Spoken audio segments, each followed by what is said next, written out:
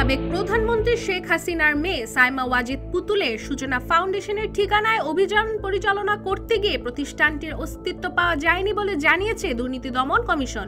আজ দুপুরে দুদকের প্রথম তথ্যে জানা যায় ঠিকানা অনুযায়ী রাজধানীর ধানমন্ডিতে অবস্থিত সূচনা ফাউন্ডেশন, কিন্তু পরবর্তী অভিযানের পর প্রতিষ্ঠানটির কোনো অস্তিত্ব পাওয়া যায়নি বলে নিশ্চিত করেছেন দুদকের জনসংযোগ কর্মকর্তা মোহাম্মদ আক্তারুল ইসলাম।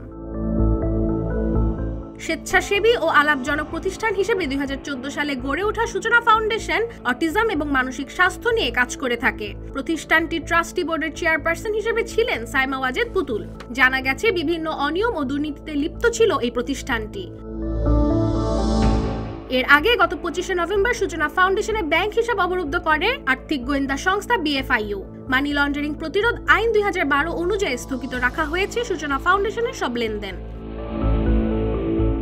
এদিকে গত 12 জানুয়ারি ক্ষমতাচ্যুত প্রধানমন্ত্রী শেখ হাসিনা ও তার মেয়ে সাইমা ওয়াজেদ পুতুল এবং জাতীয় গৃহায়ণ মন্ত্রণালয়ের সচিব সহ 16 জনের বিরুদ্ধে ক্ষমতার অপব্যবহারের মাধ্যমে পূর্বাচলে 60 কাঠা প্লট বরাদ্দ নেওয়ার মামলা দায়ের করে দুদক।